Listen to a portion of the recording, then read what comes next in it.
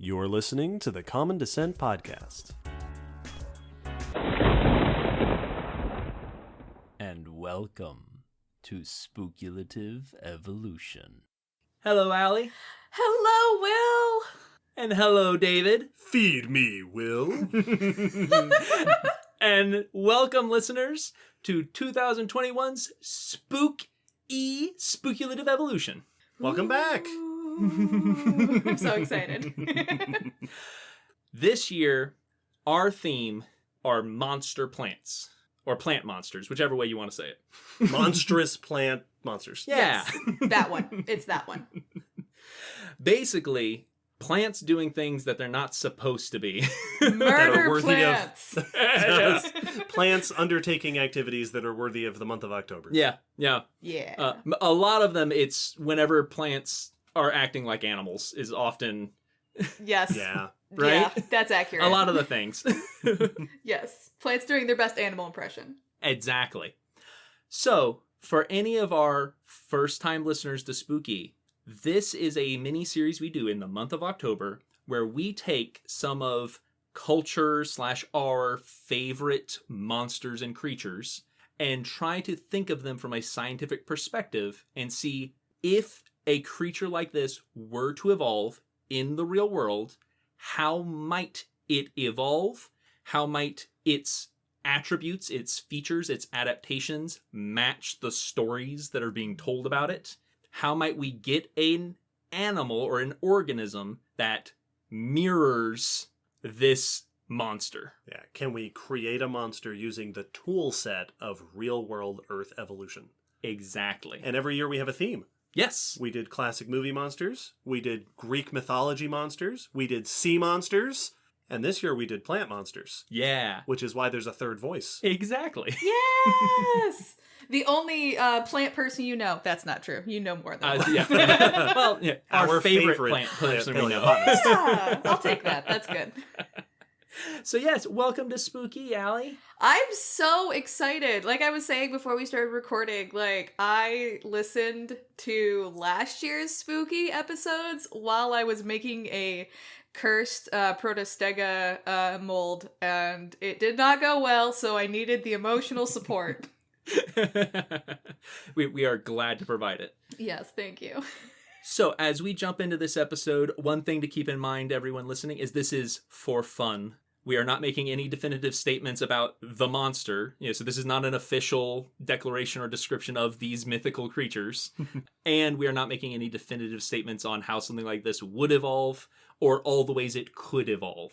We are spitballing how we three could think of evolving a monster fitting monster plants.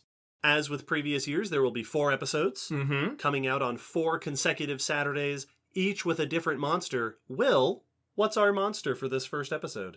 People eating plants. Ooh. Not like people eating salads and stuff. No. But- People eating Yes. plants. Plants that consume human beings. Human eating plants.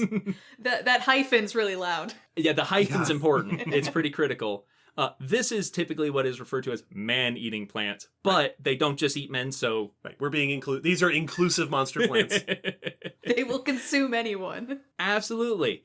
These are probably the most common monster plant. Like, when you think of a monster plant, it usually is some version of a plant that will eat a person, consume a person. These are extremely common and popular in today's media, as well as media of the past. These include any sort of plant that is typically mimicking or similar to a carnivorous plant, but usually giant and usually targeted at either people or people-sized animals. So let's go into a little bit of the history, the background, what features are common with these monster plants. First and foremost, the origins of these stories is pretty obvious. There are carnivorous plants. This Oh, is yeah. true. We did a whole episode with Aly about those, episode 105. Yeah. So, like, we know that people have known about plants that eat animals for a long time. So it's not surprising that that would spiral off into being like, okay, yeah, but what if that fly trap but me? Right. People are animals. Yeah, exactly. So the origin is not difficult to point a finger at and be like, yeah, no, someone saw that and went, yeah, but bigger. and scarier. Like they did, like a lot of myths are that real thing, but a monster. But and yeah, the connection's there, but there are some other plants that could have inspired this. I saw a couple references to the corpse flower being one of the potential inspirations for a giant, grotesque, monstrous plant. Well, it smells like somebody already got eaten, so that makes sense. Yeah, And it's huge. Yeah, Yes. this massive flower. So the corpse flower is a giant flower that gives off a putrid smell, attracts flies and carrion insects to pollinate it. And yeah, it's like they grow up to like 10 feet, 3 meters or whatnot. Oh, yeah. I've seen one. Like, they're massive. Unfortunately, it wasn't quite blooming. Mm-hmm. So, like, everyone asked me, like, what did it smell like? I'm like, it didn't smell like anything yet. It wasn't ripe. Exactly. For our nerds out there, the Pokemon Vileplume Yeah, yep. Yes. is a corpse flower. Yes. In fact, Vileplume's Japanese name is Rafflesia. Oh, yeah, it is. They're so cute. I mean, they're terrible, but they're cute. So yeah, there's plenty of real world plants that inspire this idea of grotesque, disturbing, scary plants. So the inspiration's blatantly there. The earliest story that I was able to find, and that was labeled as the first documented tale of a human-eating plant, was in 1878. The German explorer Karl Lich told a story after his trip to Madagascar of the Madagascar tree, of a tree deep in the jungles, but particularly on an island off of Madagascar, that when he went there, he met up with a tribe, the Mikodo tribe, and witnessed a ritual of theirs where they went into the forest to this one particular tree where they would sacrifice typically young women to it. He described the tree as looking kind of like a pineapple, like squat trunk with then fronds coming up around the top. And then in the center, it sounded like almost a bromeliad situation where there was liquid in the center at the top of the trunk. Sounds like some sort of cycad. Right? Yeah, he said long hairy tendrils coming off the top where the branches or leaves, the fronds would be. Okay. Weird. Yeah. The girl was encouraged, prodded with some sort of tool, Convinced. to climb the tree and drink from the liquid. And then when she did this, the tree would come to life and they activate. And there is a quote from the account describing the tree attacking the sacrificial person. I'm not going to read all of it because it's like a paragraph, but the atrocious cannibal tree that had been so inert and dead came to sudden savage life. The slender, delicate polypi, with the fury of starved serpents, quivered the moment over her head, and as if instinct, the demonic intelligence fastened upon her in sudden coils round and round her neck and arms. Ooh. And then it would pull the victim in and consume them. Wow. Aly and I shared a look when you said the word cannibal. Right? Because that's not what a cannibal is. Nope. No. Huh. No. So this sounds like a classic tale of white guy brings back scary stories from the deepest jungle. Absolutely. Yes. And this is the first monster plant story that came back in that fashion. This is the classic white European explorer goes to distant, Right, to the dark continent. not white country, Yep. Yes. and brings back a story of monsters. Oh, hold on. It's even worse than that, though, because it's not just monsters. It's like these terrible people and the plant. Right. A savage tribe of, primitive peoples. Oh yeah, and of and they course. were described as like particularly, heinous and particularly hateful and particularly, violent and blah blah blah blah. Naturally. When this tale was investigated later on in like the 1950s, there was no trace of this tribe to be found. Like this tribe probably doesn't exist, Mhm. didn't exist, Mhm. and no trace of the explorer of Lich either. Like he probably also didn't exist. This was probably just a story made up by someone. Listen, the trees had to silence him. It's a cover up. He knew too much. This is very much I knew a guy who knew a guy. Like, oh, I knew Right. this guy who went, yeah. Every time he tells that story, the tree gets bigger. Yes. More cannibalistic. And so, yeah, none of the aspects of the story have even shown to be a real tribe or, like, they don't even name the island. It's just an island off Madagascar. So, patently, like, we all knew this tree wasn't real, but also the story doesn't even have a real person in it. So, completely fabricated, but it is not the only one of this kind. Slightly later, in the 1890s, there's the story of the Nicaraguan vampire vine. Ooh. Good name, right? Uh-huh. This is a story brought back by a naturalist called Dustin. No other name given. So once again, extremely valid. My buddy Dustin. Like, in the original account, it was, I think they described him as like very trustworthy naturalist or something like that, or very reliable naturalist. Yeah. Known as Dustin. A very reliable guy I know. By first name only. There are some who called him Dustin.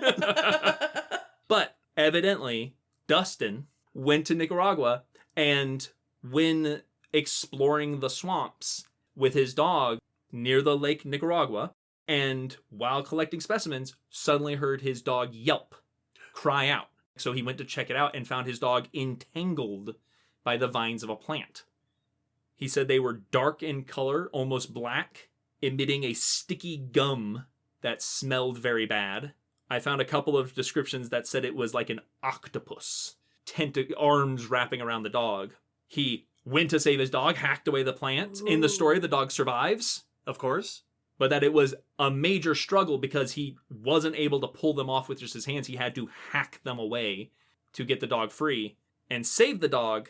But both he and the dog suffered injuries. The skin on the hand where he had grabbed the vines had blistered, and the dog was covered in bloody spots, bloody marks, and like pucker marks. The idea of this plant, which it is said the locals called the devil's snare, was that it was a vine or vine-like plant that would wrap around things and then puncture them, tear at the flesh in some way, and then suck their blood through the wounds. I am enjoying this just way too much. Right? That's a cool plant. Yeah. One described them having little suckers, like little leech-like mouths that were doing the blood drinking. I am literally like leaning forward, like, please tell me more about these murder plants. Oh yeah, it's super crazy. Now, the story, of course, that original post that this story came out in turned out to be a reprinting of another story from another magazine when they finally looked into it. And like, once again, Dustin is described as a well-known naturalist from New Orleans. Right. And that's it. You know, so there's no evidence that this Dustin ever existed and no samples of the devil's snare. But there is a devil's snare. Like, that is a plant. The devil's snare is one of the nightshades. Solanaceae. Yeah. And is Central American, but has now been, like, introduced to lots of regions. Evidently, it's a very prolific weed. So it's all over the place now. That checks out. I mean, Solanaceae nightshades, like, a lot of them are murder plants without also being murder plants. So, like, yes. That checks out. And this one is indeed toxic, but it's hallucinogenic. Oh, I'm here for this. Right? Ooh. So there is a devil's snare that is unusual. It is toxic and everything and could cause you to see crazy things. Right. Like an octopus plant. Oh, I'm here for this. This also is not the only blood-sucking plant. I also came across the Yateveo tree, which is also South American or African, or maybe both. Once again, places with jungles. Right, one of those jungle places. Those are different places. But they they are both Gondwanan, so like yes. There's that. Yeah. If the Yateveo goes back that far. Yeah. Right. Yeah. This is from a Pangean white explorer who went out into the jungles. Yeah. This one is a tree. And it's said to get its name from a hissing sound it makes that sounds like the Spanish phrase Yateveo, which I don't know what the translation was. I didn't find that. Yeah, hissing tree. But that it makes a sound that gave it its name. And this one is covered in long spikes. So it's a spiked tree. So like I was picturing acacia, but like evidently very big spikes. And there are trees with very big spikes today. Aren't Honey locust will do That's it. spikes. I figured spikes on spikes on Yep. spikes, so they can be like easily. Sorry, I am an American. I know imperial measurements off the top of my head. They're like 18 inches long, and then they will have more spikes on top of them. There you go. they? Wow, so 45 centimeters. Thank you. Picture one of those trees that will then bear hug you and impale you with said spikes and then suck your blood out. Yeah. I'm sorry, I'm on the plant side this entire time. We all are. Okay, good. The description I found said the spikes would remain hidden until triggered, and then they would impale. They're So they would retractable spikes. either the plant wrapped, or it was like you get too close to the tree and suddenly a spike, Raiders of the Lost Arks out into you. Wow. It's like that guy from X-Men 3. Yes. That gives really bad hugs. I like that Raiders of the Lost Ark is a verb. Yes. Yeah. It stabs you, absorbs your blood, and then resets itself Yep. Right. for the So- next for the next victim. ambush. Victim. There's also the Death Flower, which, is a cool name, but not very creative. It's no vampire vine.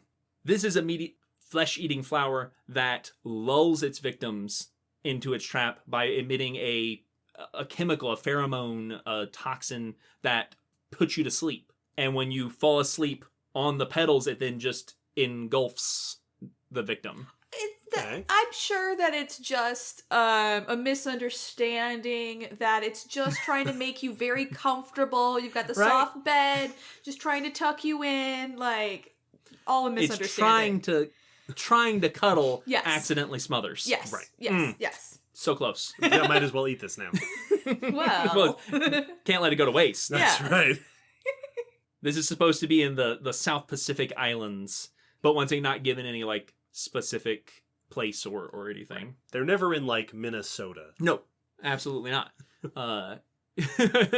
They're always in creepy places. Right, far off, distant places Where- where no one can confirm or deny my story. Yeah, where I don't live. So there's been tons of stories of human eating plants, of these predatory plants, and they've been portrayed in just so many different ways in media. Like when anything that Poison Ivy does, typically would, the Batman villain Poison Ivy. yep. Like anytime any of her plants would fall into these categories. But there are like old historical examples, well, of stories being told. One of the earliest ones I came across was by H.G. Wells, a story in 1894 called "The Flowering of the Strange Orchid," Ooh. which was about a florist, I think, guy with a greenhouse who gets a hold of this exotic orchid and plants it in his greenhouse. Talks about when it starts growing these seeking out aerial roots that he described having like a searching or finger-like quality as they were growing unusually. The flower grows, it blooms, and he describes it having a sweet fragrance that is overpowering. And as he's in the greenhouse with the plant, he starts feeling lightheaded and eventually collapses. And then I think in the story it was his wife or maybe assistant or someone else who was noticed that he was past due for tea, I think. Was like, well, where is he? I'll go check the greenhouse, and found him passed out on the floor, and the orchid had grown those aerial roots to him and attached to his face and neck and were sucking his blood. Ooh. Murder plant. With the Yeah. roots, which makes a lot of sense. Right? Yeah, through- yeah. Once again, leech-like suckers that had formed and were draining him dry. I think the story began with the orchid being discovered clutched in the arms of a desiccated person. Cool. So there's tons of stories. One of my favorites, especially one of the more ridiculous ones, is Biollante, the Godzilla villain. Yup. So there's, Kaiju plant. Yep.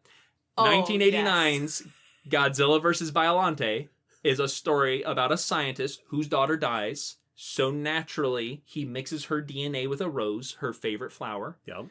which creates semi-sentient roses, as they Like do. they do. Yep. Then when a volcano starts to go off, and he's worried about the flowers being destroyed, he then further combines them with some Godzilla DNA so that they will be invincible. Right. This is a relatable protagonist. Yeah, when you are a caring father, Yep. which increases their sentience and turns them into as the official Godzilla wiki described it, a Godzilla rose human tribrid. Oh. Which is just a phenomenal term. That turns into a giant rose with a mouth in the middle and a bunch of mouth-ended tendrils that fights Godzilla, loses the first fight, and then becomes a more Godzilla plant with a big crocodile face that sprays acid sap and is just awesome. And then it dies and it pollinates out into space, as you do. Right. Hold on, I have a question. All right. So plants, super known for their mobility. How was it like the human and Godzilla part that like gave it feet? Like, how was it walking around? It actually has like root feet. It doesn't actually have legs. It's more like it's grown into the ground, but then it can push itself forward with these almost crustacean looking roots. So kind of like mangrove-y a little bit. Yeah. Okay. Yep. All right. Just a trying bit more like that. Envision this. I like how you went with an animal description and I went with a plant description. Yep. That's why we brought you on. Yeah. But a bit more recent stuff. You get some of the more classic viewings with like Jumanji.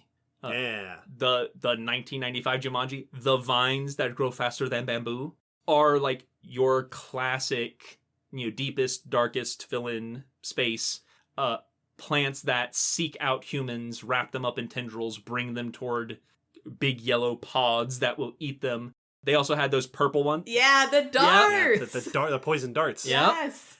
And that's the whole point of Jumanji, is it's leaning on that European view of Africa and turning everything up to 11. I mean, they literally had pith helmets, so like, yeah. Yeah, exactly.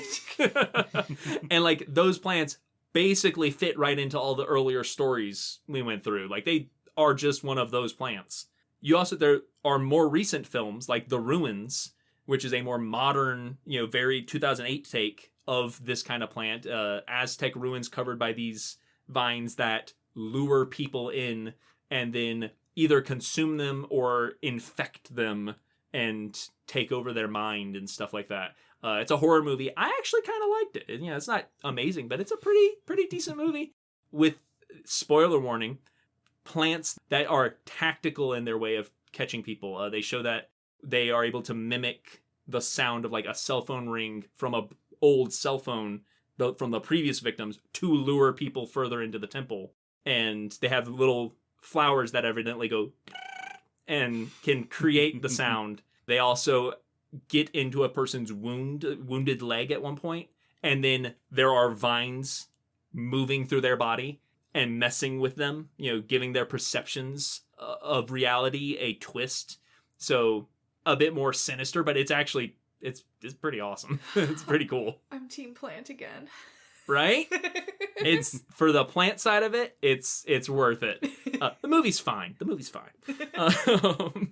But probably, arguably, the most famous portrayal of a person eating plant, consuming plant in media would be Little Shop of Horrors. Yeah. Yes. David, you're a fan of the Little Shop of Horrors. I sure am. Let me tell you about it. Little Shop of Horrors is a story about a down-on-his-luck idiot named Seymour, whose life changes when he comes into possession of a strange and interesting plant. The plant itself, which resembles some sort of fly trap, he brings to the florist shop where he works taking care of plants, and the plant starts to garner lots of attention, which brings fame to Seymour and to the shop itself, and soon he realizes that his growing fame and the success of the place where he works is dependent upon his ability to take care of this new little flytrap-like plant. He soon discovers, however, that the plant can only thrive and survive if fed human blood. Hey, we've heard stories like that. Yeah, we have. At first, he's able to keep the plant alive by pricking his finger and feeding it drops of his own blood.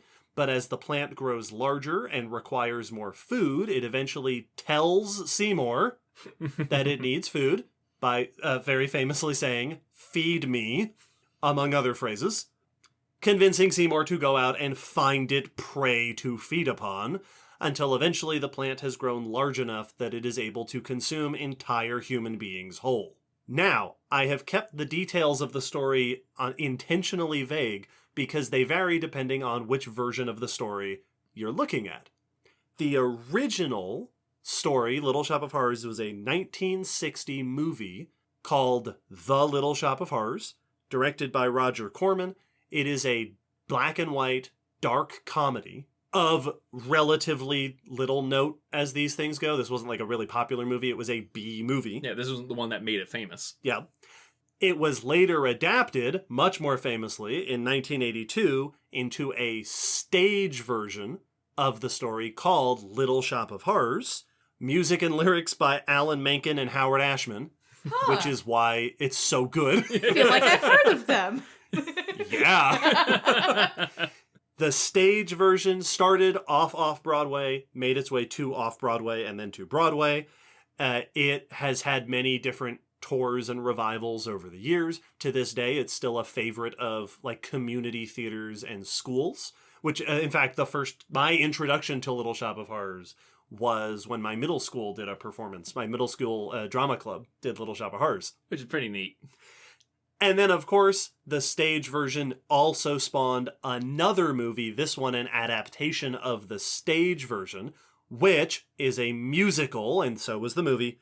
The 1986 movie, directed by Frank Oz, Little Shop of Horrors, starring Rick Moranis and Ellen Greene and Steve Martin. Just all the names. Probably the most famous version of the story.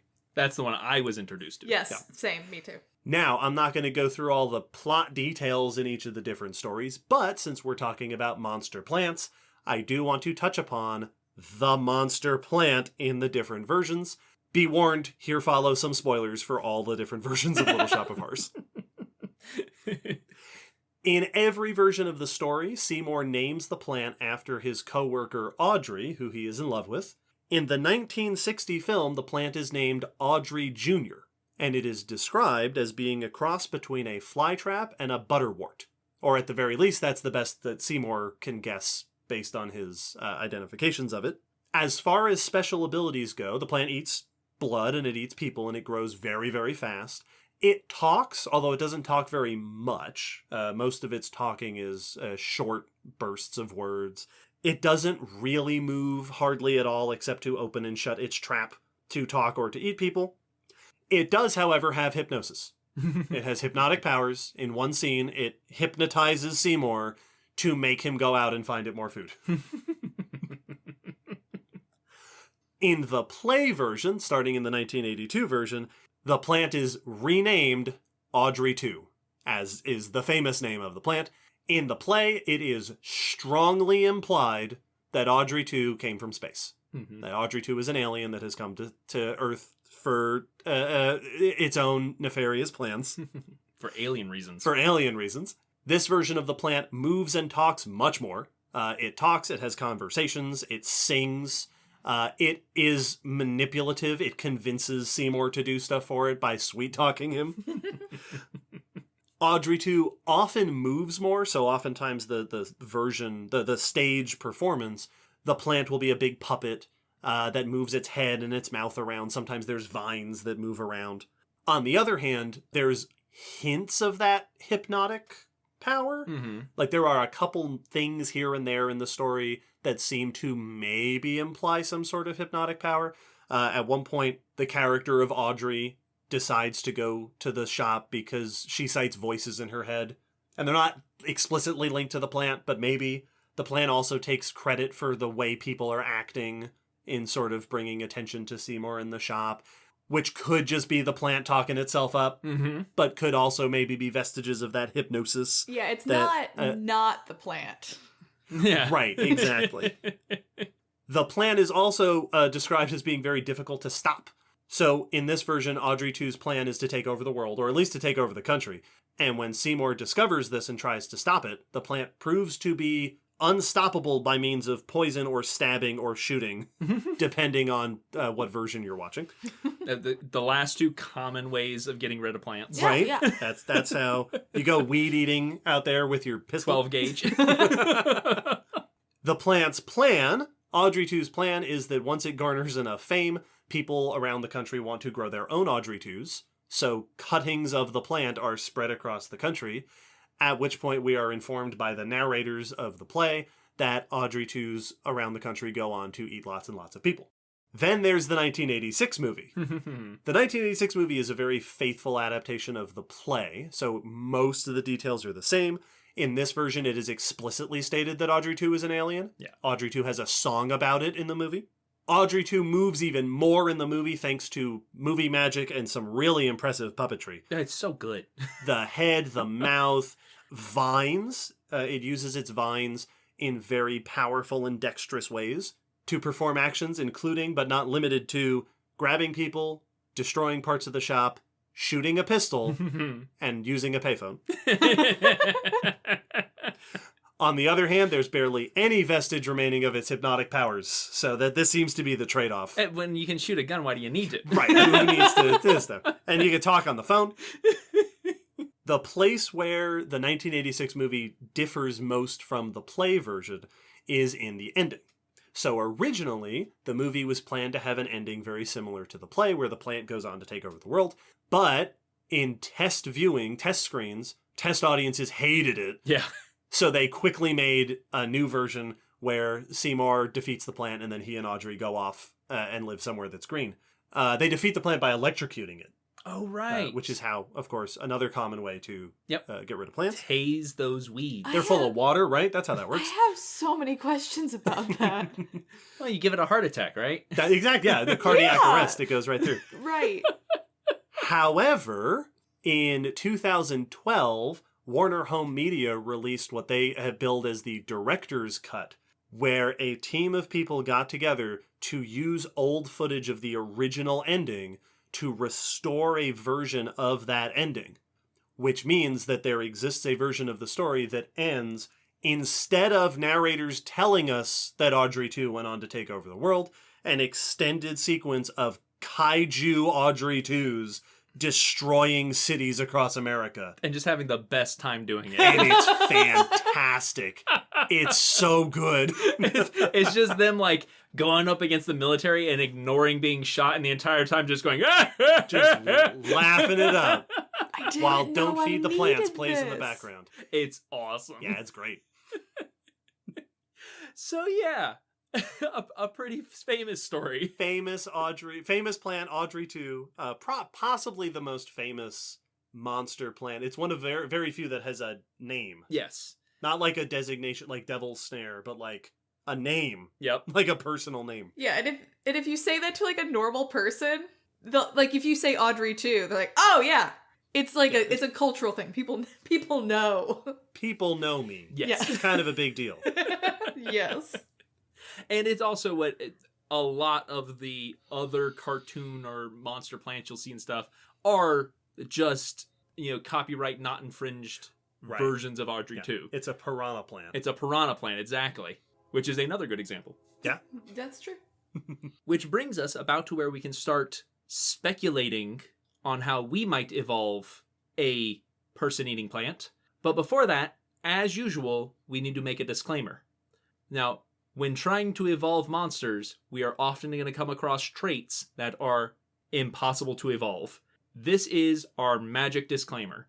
A lot of times, there are going to be features or behaviors or acts or abilities that just are physically impossible in our real world. Magical things that defy physics, things that just are not realistic, just not something that would happen in the natural world for one reason or another. And we are not going to attempt to make those happen. Right. So we will maybe try to figure out something that mimics those things or would inspire those kinds of stories. But if we come across a fire-breathing plant, we're not going to try to make that work the way it does in the story. So what you're saying is we're not evolving a Godzilla plant that shoots its pollen out into space. No, or neither are we going to evolve a psychic manipulative plant. Wait, that's why I'm here. Yeah, then I gotta go. Oh, this is going to be a real lonely Spook-E this year. But with that, how could we evolve a plant that consumes human beings in an active way? Okay. Before anything else, I want to, like, I was going to say plant a seed, but I'm going to go with it. I'm going to plant a seed. Sure. Are y'all familiar with the concept of a murder garden? No. I know I've heard that term, but no, I don't actually know what it is. Okay. This is relevant, I promise. So, I feel like it was the Victorians, but I often blame most things on the Victorians, so I may be wrong. Safe bet. I mean, it's typically the Victorians. So, there was some, like, noble woman who was kind of eccentric, and she wanted... or like maybe it was called a death garden, murder garden. Basically, it is a garden of just really toxic plants. Yes. Okay. Yes. I have heard of these. Super toxic plants. And there are a couple of them, like, around the world. And a lot of them have signs. They're basically like, if you are not supremely fit, if you have any health conditions, do not enter.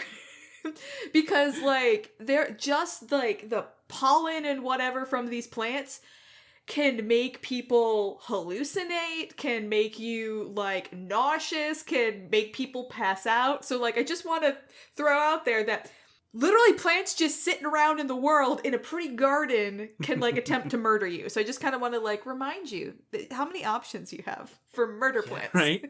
I was thinking about that as you were going through the history, that a lot of those stories seem to involve the plants incapacitating people one way or another. And I think that toxins or like, you know, hallucinogens and things like that are a great avenue, which is great because those already exist in plants, as you're pointing out. Well, and at least a couple of the stories involve them using those kinds of toxins to pass out their victim, to put them to sleep or knock them out somehow. And then they'd slowly consume them. So it doesn't necessarily have to be a violent consumption. It could be a much more slow, insidious one. Well, yeah, and I was gonna say, so plants are really good at talking to each other, too. So, like, even if it's just not one, like, individual plant, it could be a whole bunch of them. So, because, like, the beautiful smell of fresh cut grass is grass screaming at its friends like, there's a predator here. Right. Yes. Yep.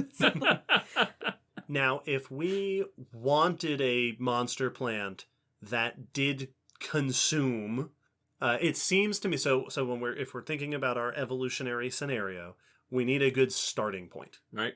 Now, of course, there are lots of carnivorous plants. Aly, what strikes you as our local plant expert? If any group of plants on the planet was going to evolve to eat people. Okay. So I was thinking about this. Obviously, I was listening and I had thoughts. There were kind of two, I guess, trajectories that I tended to see in the stories. So I feel like the Venus flytrap pitcher plant, like, I feel like that's too easy. Like, you know what I mean? That feels like the obvious choice because there are so many other things. Like, I do really like the idea of, like, maybe not digesting, because, like, basically we have the it eats you, it digests you, and you're poof gone, or the it sucks your blood. And I'm actually much more drawn to the it sucks your blood because I feel like we already have carnivorous plants. Like, literally would just be making a big like pitcher plant, and that's boring. Like, I want to see how we would make, like, a vine or an orchid or somebody like that into a murder plant. Like, that is what I find more interesting. Which, like, at least as far as the stories I was able to find, were as common as the ones that physically consumed. And even the ones that are, so, like, Audrey 2 is famous for being, you know, chomp, chomp, nom, nom, nom, eat people, but often using vines as a mobile tool. Also starts out eating blood. Yep. Starts out feeding on blood. And it's implied in the story is that that's really why it eats people. Yeah, it wants the blood inside us. Blood, not so much the flesh. Yeah. It wants red meat. So if I think the biggest thing with a predatory plant, because that's really what we're going, you know, is that they are much more mobile. Yeah. Yes. Than plants tend to be. It has to catch large prey. Catch large prey. Now, there is the option of going with we evolve an animal that looks and acts like a plant. Yeah. Which is a shortcut around the mobile thing. But And in then agreement, why would you now the even have listeners- me here? Like, Yeah, right. Exactly. So instead, now obviously plants are not totally immobile. Are there particularly mobile plants? yeah, vines. That's their whole thing. Like, that was my first thought. So, I mean, okay. There are really cool videos of how vines twine because they search for where to put their next, like, however they use to climb. So they basically move around until they hit something, like, oh, I can climb here. And then they move around until they hit something, and then I can climb here. So if you, in terms of, like, speed and mobility, like, vine. I'm thinking vines. Yeah, makes sense. That absolutely makes sense. When another plant that popped into my head talking about the toxicity, because that shows up a number of times, is that it could be something where it's emitting something. But one that popped in my head was stinging nettles. Yes. We could have venomous plants that inject you with a paralytic or something. Yeah. And actually paralyze you chemically. Yeah. I do like both. I really like the idea of plants luring in victims. Yeah. Because we also need a hunting method. Yeah. You know, how are you getting... And carnivorous plants in the real world often use a lure mechanic, right? They're releasing... Either they look a certain way or they smell a certain way that draws in their prey. So the thing you have to be careful about with that is, as I discussed when we were talking about carnivorous plants, is that it tends to not be the flower because they need pollinators. But if it's like wind pollinated, then it doesn't matter. It can have a pretty flower to like seduce the silly mammals and then just be wind pollinated. But like, you got options. That actually gave me an idea, circling back to the beginning of talking about the inspirations of what if part of the use of feeding on a person was also pollination. Once you've killed a person, you have a rotting corpse. You can attract flies and pollinators, just like the corpse flower, but you're not producing that smell yourself. You're killing it. You're farming it out. Oh, yes. I am so on board with that. So it could be like they kill the person and then bloom their flowers on the body. Yeah. To then attract the pollinators. So technically not a plant, but plant adjacent. This reminds me a lot of cordyceps. Like, this feels very much like, oh man. Okay, did y'all ever play Final Fantasy Tactics? Nope. No, I didn't. My favorite game. So there is a part of it where there's like this particular flower that only like blooms if they've been poisoned or whatever. But I kind of like the idea of like, oh, it's like the century plant or something that'll only bloom under very particular circumstances, and it is murder. I'm really into this. Well, and could you have you had mentioned the one story of the plant actually eating with its roots. Yeah. So, like, you know, a vine sucking up blood is a cool idea. But what I like about the roots thing is that is what roots do. Yeah. Is that they bring in water and nutrients. So the thought of a corpse as food for your babies, as that's your fertilizer, and your babies are rooting in those remains. Yeah, I do like that a lot. Yes, and building on from that, you mentioned aerial roots, and that's totally a thing.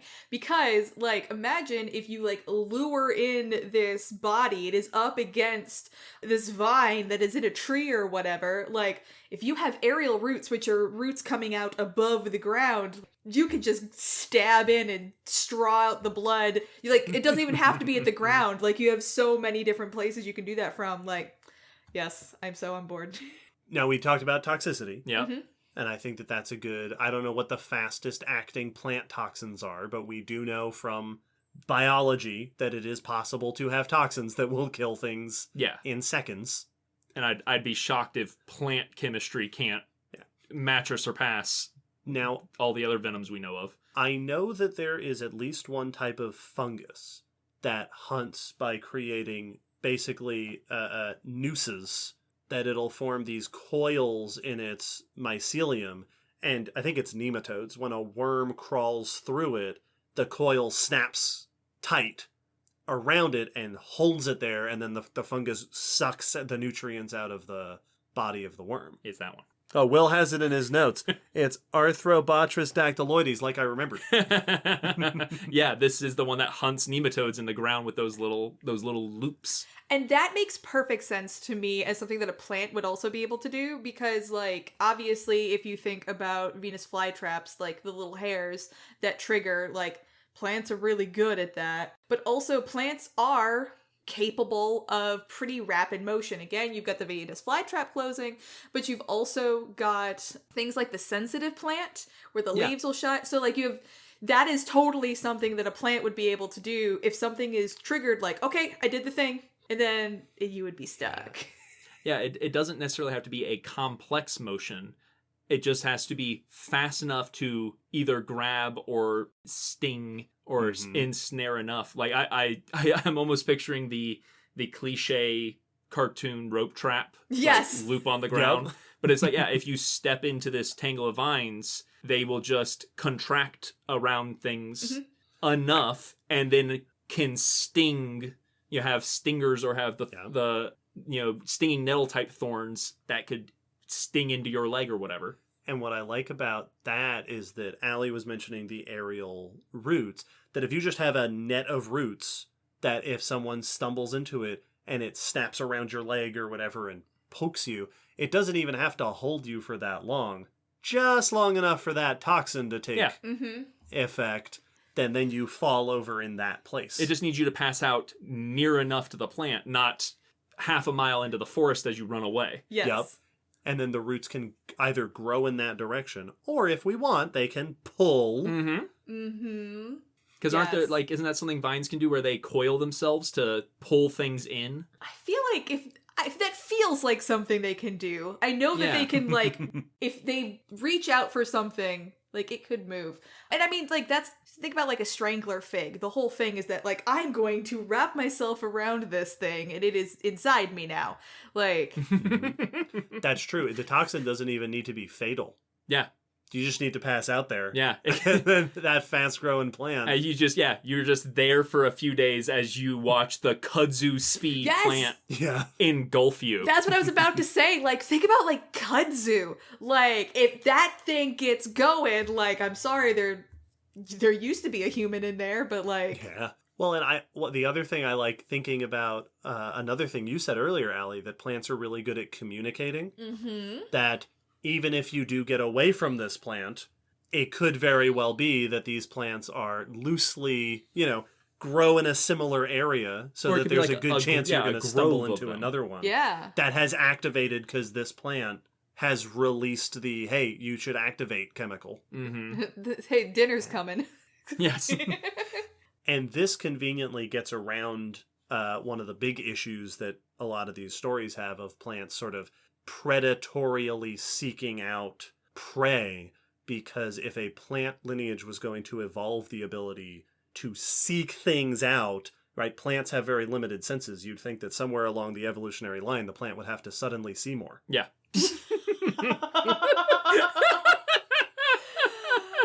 Oh, that was... thank you, good night. Yeah, right? Magnificent. So what would be a good choice of a group of plants that could develop this habit of aerial roots, maybe even roots and vines? Yeah. Why not? Yeah, I mean, because, like, the vines could be doing the stinging, the roots could be doing the feeding. It doesn't have to be one structure. That's true. Because we're not thinking, at least in my head, I'm not picturing, like, there's no big pod for eating. No. I feel like it should almost be something that could blend in with grass and underbrush or something. Right. Where There's I not a could big just tree. be, stumbling along and trudging through the underbrush, and suddenly something jumps up and bits me.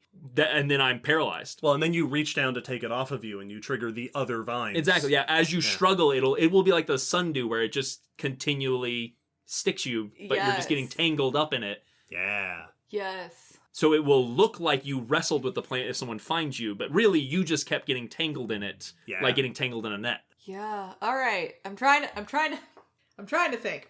So in terms of the like stinging nettles, that is what the family Urticaceae is known for. It's these like, it's literally named for the needles.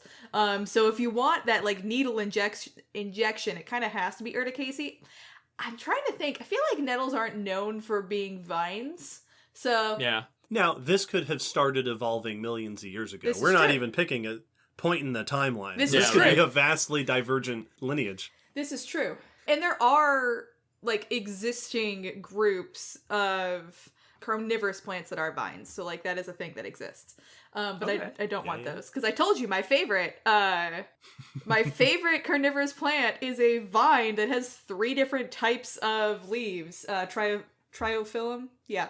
Yeah. I mean, I like the idea of a nettle that evolves this body shape. We could do that. Or it could be something viney and rooty that evolves nettle-like Yeah. Yeah, because needles. it could be something to where, like, if it's not injecting, I know that some plants have caustic sap. Yes. It could be coated, you know, Oh, yeah. Yeah. that like part of the triggering is it oozes its sap onto the tips of its thorns or needles or prickles and then stabs you. Yeah, or it doesn't even have to... I mean, I like the stabby idea. Yeah. Yes. But it doesn't even have to stab you. I mean, poison ivy doesn't stab you, and it does just fine. What are we doing? No, if we I'm don't? saying, I mean- saying there are multiple...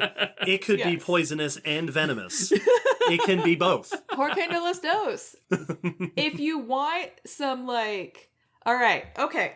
So I'm gonna give you options. Great. So we talked about multiple. If you want like heavy duty spines, like honestly, no one's gonna be better than Fabaceae because that's your acacia, that is your honey locust. Like we know that they can do spines. I like that. Right? And we know they can do vines because kudzu is in Fabaceae. Ooh, okay. And if it's on the floor, then we could even get around the retractable spikes thing. Yeah. It's not going into a trunk, it's just buried down a little bit Yeah, and exactly. pops up. Yeah. So you could do that. If you don't like that idea, I gotta back up. Rosaceae, roses.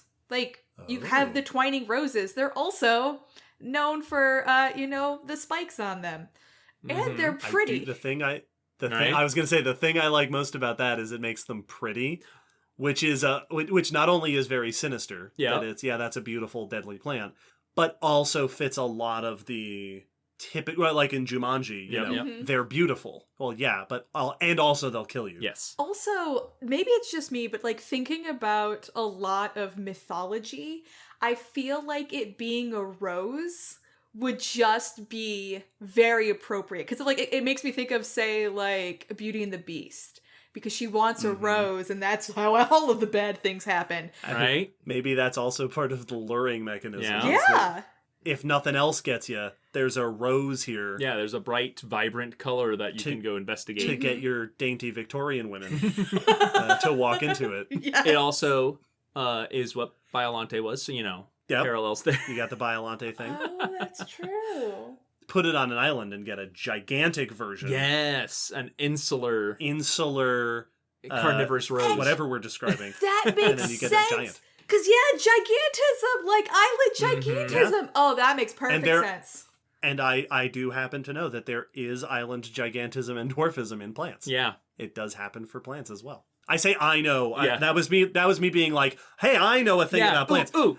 Allie's nodding, because yes, of course you know that. Also, Rosaceae has a cosmopolitan distribution. Like, you can find Rosaceae in Fabaceae too. That was going to bring up my other question about where they live. The other thing I like about roses is because it's prickles with roses, right? Yes. That's the technical term. You are correct. Because every rose does not have its thorn. We know plant stuff. We got to botany class and they went through it and we were all like, wait, the song's been lying to us all these years. But the prickles, the thing that always stood out to me as a kid about them is that they come off very easily. Yes. They detach, which I also kind of like if they work that way with this plant, because then it could have the bee sting sort of thing. Where it could grab you, tangle you up for a little bit, but then even if you get the vine off, all the prickles are embedded in you. Yeah. Still with the venom Yeah. coming in.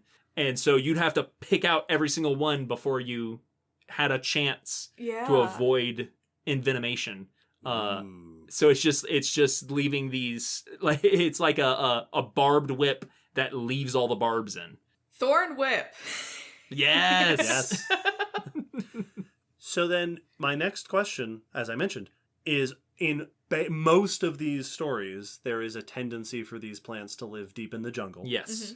And some of them are aliens. From time to time. From time to time. Would that be... So we're imagining something that obviously is going to be big. Yeah. Right? This can grow enough vine, enough root to take over the body of at least one human being. Yes. Would it need to be somewhere tropical to have enough nutrient or to have enough warmth or sunlight or whatever to fuel that? Would this happen, as we discussed in the carnivorous plants episode, in a place where nutrients are poor? Yeah, exactly. Like, And this is a supplemental to that. That's, maybe is that why it's hunting? What kind of habitat would best suit our, let's call it a vampire vine, because that's the best name. Our murder rose. Our murder... Ooh, Murder yeah. rose. Yes. Okay, so I'm trying to think. So Rosaceae is a honkin' huge family. Like, basically every fruit tree, unless it's a citrus, basically every fruit tree is a, oh my goodness, Rosaceae. So like your apples, your cherries, your pears, all that stuff. Your blackberries, your raspberries, all of that. Those are all Rosaceae. It's a honkin' huge family. So, but... Also, off the top of my head, I don't tend to, like, associate it with these, like, nutrient-poor environments. Because it's not like a bog situation, right? Like, you tend to not find, like, roses and bogs. They tend to be in forests. But that also kind of makes sense that, like, maybe it's not necessarily... Oh, okay. So maybe it's not necessarily that it's, like, a light problem... Or, like, that it's a nutrient problem in terms of, like, oh my goodness, what if it's, like, iron? What if it's just, like, iron deficient? Oh, the blood! The blood! That The brings life is in the blood. Yeah, too much iron in your blood. Yeah, so maybe, I wonder if that's it. Because anyway, like, I tend to, when you think of, like, raspberries and roses and that sort of stuff, like, apples, they tend to be forest, which kind of makes sense with where we are hearing these stories come from, that it's like kind of an overgrown forest situation that like maybe this is the only thing that it can really do. Like it's getting light because it's a vine and it can go up, but it's being outcompeted for some of the nutrients, so instead it just like get that nice iron supplement. I really like that. The thing that I'd like to add to that, and I don't know how the chemistry of this works out, but it makes me want for it to be true that the better fed it is, the redder its flowers are. Oh, yeah. I mean, that just makes sense. Yeah. Right, iron red, right? That's how it works. I mean, I'll allow it. I mean, it's not what that's not what makes it red.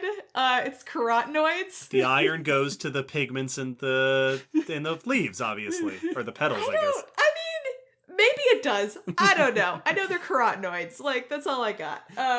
We'll go with it. It could be. I like this I like that. plant we've come up with. I've been trying to think of names for it, and the best thing I've come up with so far is the Venus Guy Trap.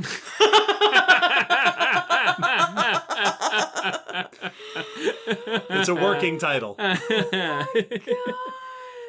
But I like this. So we've got a rose, a lineage of the rose group of plants that grows as a patch of vines and roots that it uses to react when something approaches, when something steps into it. Triggers it, and it'll wrap around your ankle or whatever, sting you with a bunch of venomous stuff to knock you out, and if you fall down nearby, then the roots start growing over to create a corpse that can serve for fertilizer for offspring and for pollination from happy, friendly bugs and stuff. Yeah. Yes. Yeah. Ooh, I also like that because it means that a person, you can have the horror movie scenario of a person who steps into it and like falls over trying to get themselves out of it and turns and sees a skull looking out from under the mass of roots. Yes. That's a death garden. Yeah. Yes. Ooh. I like it a lot. I think we've done good today. I like where that went. Yeah. Well, and I like the triggering, because it's, I'm picturing like the sensitive plant and the Venus flytrap, where they could also spark off each other even, so that a person seeing it happen, it would look like just roiling activity, but really it's just a whole bunch of quick singular movements. It's a plant bear trap. Yeah. It's like the sea of mouse traps. Yeah, exactly. Yes. It would look like a bunch of ravenous serpents. Yes. Well, and a person, our Victorian white guy walking into the scenario could easily see this and go, oh yes, these vines wrapped around and dragged this person into this area. They wrestled them down. Oh yeah. I also feel like with the beautiful flower, I feel like that, like I was kind of saying, like I feel that like that would be like prime fodder for some sort of myth about like luring young women to their deaths. Yep. Absolutely. Yeah, this is the kind of story Dustin would tell. Good old Dustin. You talked about it's not a cinematic universe, but like how does this fit in your spooky... Oh, the spooky verse? Oh yeah, Yes. the spooky verse. Good point. Oh man. I am a fan, so like... Does the Venus guy trap live in the same forest as like... Does it live in the same forest as our shrew vampires? Right. Is this just like if you have blood, you don't want to be here kind of environment? If you have blood. If you have blood, turn back now. I mean, the shrew pyre has to be Transylvanian, so That's true. it's I mean, this could could be up there. Like roses are very temperate, so like... right. Right. Not this rose. Yes. This is a passionate rose. You know what? It's funny talking about plants, because people have asked that question. It's like, oh yeah, the spooky verse, and our fans who coined this term. Yes. The spooky verse of all of our spooky monsters living in the same world. It's always been, of course, animal-centric. Yeah. This series this year is going to help us fill in the ecosystem, right? Some of the deadly background to our deadly monsters. Yes. Very cool. It's a vampire world. Got vampire plants, got vampire animals. I mean, a recently engorged shrew vampire would be a prime snack. Absolutely, it would. For the death rose. Mm-hmm. The murder rose. Mm-hmm. Yeah. The, Ideal. the corpse vine. The funeral flower. Ooh, that one's not too bad. That's pretty good. Now you wrap it up. That's the first of our plant monsters. That is 1 down, 3 to go. Our next one will be next Saturday. Yeah, these will come out every Saturday in October except for the first. Mm-hmm. So if you're listening to this, there's at least 3 Saturdays to go. 3 more plant monsters. Hey, not just us. Not just us. Returning will be... It'll be me. Our favorite botanist. Our special guest. Yeah. As always, we should mention, like Will said, this is for fun. This is none of this is definitive. We're not married to any particular ideas. This is not real. If you listening have fun thoughts about things you thought up while we were discussing this, ideas you had for a cool, speculatively evolved human-eating plant, let us know. And as has kind of become tradition because of our awesome listeners. So awesome. If anyone wants to draw art, if you are inspired to do please. artwork of our spooky things or anything we mention on the podcast, please show it to us and we will share it around. yeah, tag us, send it to us. We will happily share this because we love it so much. It's so cool to get to see our dumb creations. It'll go up on the bulletin board with the rest of our spooky art with our downstairs fan in our art. living room. Oh yeah, I was thinking about like, yes, we'll put it on like the digital refrigerator. Yeah, no, we will. I have an art wall. There's a bulletin board downstairs. Oh, that's fantastic. Yeah. Oh, also, a lot of these would get like names. So this could be named for the scientist who discovered it. So it could be like Baumgartner's funeral flower. Please. That's all I want. Absolutely. And with that, we'll wrap up the first episode of this year's Spook-E, and we'll see you all next time for the next monster plant. Can't wait. Ooh. Bye. Bye. Don't feed the plants.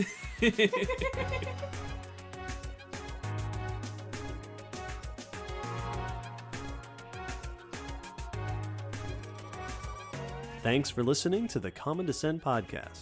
You can follow us on Facebook, Twitter, YouTube, and check our WordPress blog for pictures and links after each episode. Huge thanks to our patrons whose support helps keep this podcast running and who get access to bonus goodies on Patreon. The song you're hearing is called On the Origin of Species by Protodome, which we found at ocremix.org. Thanks again for listening. We hope you'll join us next time.